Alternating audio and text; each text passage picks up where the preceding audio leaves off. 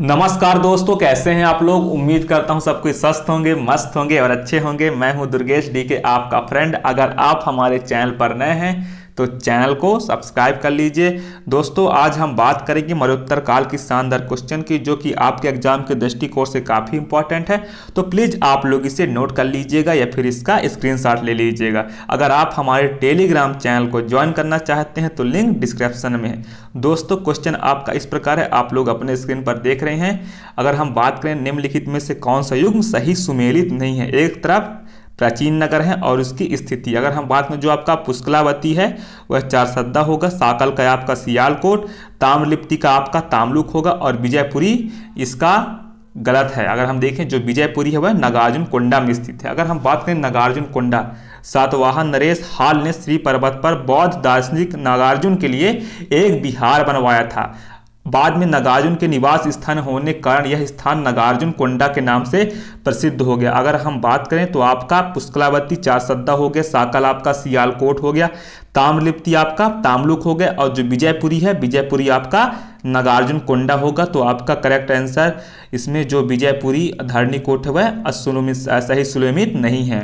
तो दोस्तों, अब हमारा अगला क्वेश्चन, अगर हम बात करें शक एवं विक्रम संवत के आरंभ के बीच कितने वर्षों का अंतर है, तो आपका 135 वर्ष का अंतर, ऑप्शन नंबर 3 करेक्ट है। अगर हम देखें तो विक्रम संवत के दो अन्य नाम मिलते हैं। अगर हम बात करें तो देखा जाए कैत संवत और मालव संवत। विक्रम संवत के प्रारंभ की तिथि 57 ईसा पूर्व है। जैन धर्म ग्रंथों के अनुसार विक्रमादित्य के उत्तराधिकारी को उसके 135वें वर्ष में शकों ने पराजित कर उसके राज पर अपना अधिकार कर लिया। इस विजय के उपलक्ष्य में शकों ने शक संवत चलाया। अगर हम बात करें इस प्रकार शक संवत की तिथि 135 और -57 से 78 ईस्वी निकलती है। अतः शक एवं विक्रम संवत के आरंभ के बीच 135 वर्षों का अंतर है। अगर हम बात करें 135 और 57 को हम माइनस कर देंगे, घटा देंगे तो इसकी तिथि क्या निकलती है, 78 ईस्वी निकलती है। 78 ईस्वी निकलती है। अतः शक एवं विक्रम संवत के आरंभ के बीच 135 वर्षों का अंतर है। तो प्लीज आप लोग इसे नोट कर लीजिएगा। और दोस्तों, आप लोग कमेंट बॉक्स में अपनी राय जरूर दिया करिए। दोस्तों, अगर हम बात करें हमारा अगला क्वेश्चन है, निम्नलिखित स्मारकों में हीनयान कालक्रम का सबसे विस्तृत एवं विकसित चैत्य ग्रह कौन सा है, तो आपका करेक्ट आंसर क्या है, कारले। अगर हम बात करें कारले चैत्य महाराष्ट्र के पुणे जिले में स्थित है। जो आपका कारले है वह पुणे में स्थित है, महाराष्ट्र में।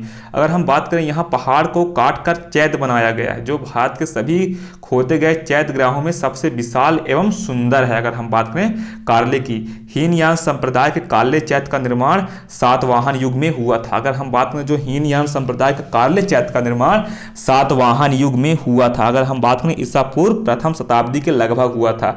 यहाँ खुदे एक लेख के अनुसार बैजंती के भूतपाल नामक सृष्टि ने इसका निर्माण कराया था।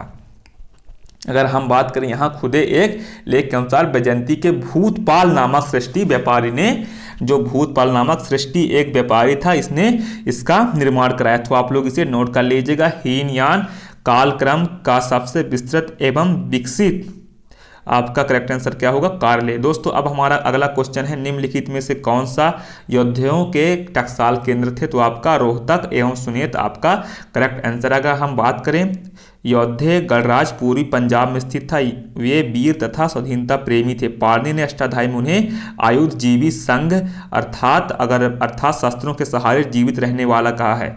योद्धाओं को पराजित का रुद्रदामन ने उन्हें अपने नियंत्रण में कर लिया था। तो आपका करेक्ट आंसर क्या है, रोहतक एवं सुनेत आपका करेक्ट आंसर है, और सुनेत जो कि पंजाब में स्थित है। अगर हम बात करें दोस्तों, जो आपका अगला क्वेश्चन है, निम्नलिखित में से किस स्थान पर कुषाण देवकुल प्राप्त होता है जहां राजकीय पुरुषों की प्रतिमाएं रखी जाती है, तो आपका करेक्ट आंसर क्या होगा, माट आपका करेक्ट आंसर है। अगर हम बात करें माट, मथुरा के पास माट नामक स्थान से सिंहासन पर विराजमान एक विशाल मूर्ति मिलती है जिस पर महाराजाधिराज देवपुत्र, अगर हम बात करें कुषाणपुत्र शाही वेम तक्षस लेख खुदा हुआ है। केपी जायसवाल इस लेख की वेम की पहचान वेम कैटफिडिस से किए हैं। अगर हम बात करें इसे कुषाण देवकुल माना जाता है जहां राजकीय पुरुषों की मूर्तियां पाई जाती थी। तो आपका माट आपका करेक्ट आंसर है। जहां पर राजकीय पुरुषों की प्रतिमाएं रखी जाती थी उसे माट कहा, माट से मिला है। तो आप लोग इसे नोट कर लीजिएगा। दोस्तों, अब हमारा अगला क्वेश्चन बहुत ही शानदार है, जो कि यह हमेशा पूछता रहता है, हल किसका प्रतिमा का विशिष्ट लक्षण। आप सब जानते हैं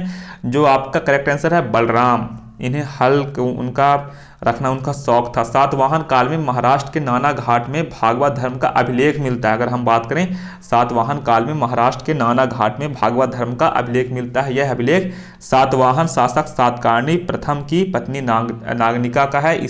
इस अभिलेख में वासुदेव, कृष्ण तथा संकर्षण बलराम की पूजा का उल्लेख है। बलराम को हलधर कहा गया है, भगवान बलराम को हलधर कहा गया है। उनकी मूर्ति में उनके द्वारा धारण किए जाने वाले हल को भी उत्कीर्ण किया गया है। तो आपका करेक्ट आंसर क्या है दोस्तों? तो आपका करेक्ट आंसर बलराम है। तो आप लोग इसे नोट कर लीजिएगा। आप सबको ये सारे क्वेश्चन सब पता है, मालूम है मुझे, लेकिन फिर भी आप लोग इसे नोट कर लीजिएगा। अब हमारा अगला क्वेश्चन है, महाराष्ट्र में नहपाण के काल में सुवर्ण एवं कारसापण के बीच क्या विनिमय दर थी? तो आपका 1:35 आपका करेक्ट आंसर है। अगर हम बात करें पश्चिमी भारत के छहरात वंश के शासकों ने संपूर्ण महाराष्ट्र, लाट और सौराष्ट्र प्रदेश पर शासन किया था। इस वंश के सिक्कों पर ब्राह्मी तथा खरोष्टी लिपियों के लेख लिखे गए हैं। नहपान इस वंश का सबसे प्रतापी शासक था। इसकी प्रचुर मुद्राएं मिली हैं। इसके सिक्के अजमेर में नासिक तक के क्षेत्र से मिले थे। जो आपके नहपान था, नहपान ने लगभग 119 ईस्वी से 125 ईस्वी तक शासन किया था। वह सातवाहन नरेश गौतमीपुत्र सातकर्णी द्वारा पराजित हुआ। जोगल थंबी नहपान का कोषागार था। यहाँ से प्राप्त नहपान के बहुसंख्यक मिले हैं। गौतमीपुत्र सातकर्णी द्वारा पुनर्ंकित किए गए महाराष्ट्र में नहपान के काल में सुवर्ण तथा कारसापण के बीच का अंतर आपका 1:35 है, सॉरी 1:35 है। तो आप लोग इसे प्लीज इसे नोट कर लीजिएगा। अब हमारा अगला क्वेश्चन शानदार है। अगर हम बात करें, एक आपको गोंडाफरेश देवव्रत होगा और आप कनिष्क आपका देवपुत्र होगा, प्रवरसेन धर्म महाराज होगा और आपका समुद्रगुप्त धर्म प्रचीर बंद होगा। तो आप लोग इसे अच्छे से नोट कर लीजिएगा। जो गोंडाफरेश है यह गोंडाफनिज पहला वंश का सर्वाधिक शक्तिशाली शासक था। और आपका जो कनिष्क है कुषाण शासकों में सबसे महान था। और आपका प्रवरसेन जो था वो बकाटक नरेश था। और जो आप समुद्रगुप्त से तो आप सब परिचय होंगे, उन्हें परिचय की कोई आवश्यकता नहीं। भारत के सर्वशक्ति सम्राट थे, समुद्रगुप्त गुप्त शासक थे। और उन्हें अगर हम बात करें कृतान, परशु, व्याघ्र, पराक्रम जैसे बड़ी बड़ी उपाधियों से उनका सम्मान मिलता है। दोस्तों अब हमारा अगला क्वेश्चन है, देवी उमा का नाम निम्न में से किसके सिक्कों पर अंकित? तो किसके सिक्कों पर अंकित है? तो आपका करेक्ट आंसर क्या है? कुषाण आपका करेक्ट आंसर। अगर हम देखें भारत में विदेशी आक्रमण के क्रम में पार्थियन लोगों के बाद कुषाण आए, जिन्हें यूची या तोखरी भी कहा जाता है। कुषाणों को यूची या तोखरी भी कहा जाता है। इनका मूल निवास स्थान चीनी सीमा पर स्थित चीनी तुर्किस्तान था। कुषाणों के अधिकतर शासक शैव मत के अनुयायी थे, इसलिए उन्हें अपने सिक्कों पर शिव, नंदी, त्रिशूल एवं उमा के आकृति का निर्माण खुदवाया था। जबकि हुबिस के सिक्कों पर शिव, स्कंद तथा विष्णु की भी आकृतियां मिलती हैं। इनके सिक्के सोने, तांबे, चांदी की धातुओं के बने थे। भारत में सर्वप्रथम सोने, तांबे एवं चांदी धातुओं के बने थे। कुषाण शासकों में सर्वप्रथम सोने के सिक्के बिम कैटफिलिस ने चलाए थे। तो आप लोग इसे नोट कर लीजिएगा, बिम कैटफिलिस ने भारत में सोने के सिक्के चलाए थे। दोस्तों अब आपका अगला क्वेश्चन है, निम्न में से किस नरेश ने वर्ण संकरता की प्रथा को समाप्त करने का दावा किया था? तो आपका गौतमीपुत्र सातकर्णी आपका करेक्ट आंसर है। अगर हम बात करें सातवाहन युगीन समाज वर्णाश्रम धर्म पर आधारित था। इसमें ब्राह्मणों का स्थान सर्वोपरि था।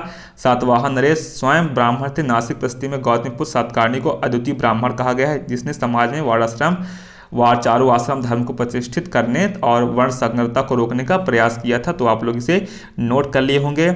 दोस्तों ये थे आपके शानदार क्वेश्चन। आप लोगों को वीडियो पहली बार हम बनाए तो बहुत सारी चीज़ें गलतियां हुई होंगी, लेकिन आप एक फ्रेंड के नाते उसे स्वीकार कर लीजिएगा और अपनी राय जरूर दीजिएगा कि और हम वीडियो में क्या क्या सुधार कर सकते हैं। और लाइक भी किया करिए, उस चैनल को सब्सक्राइब कर लीजिएगा।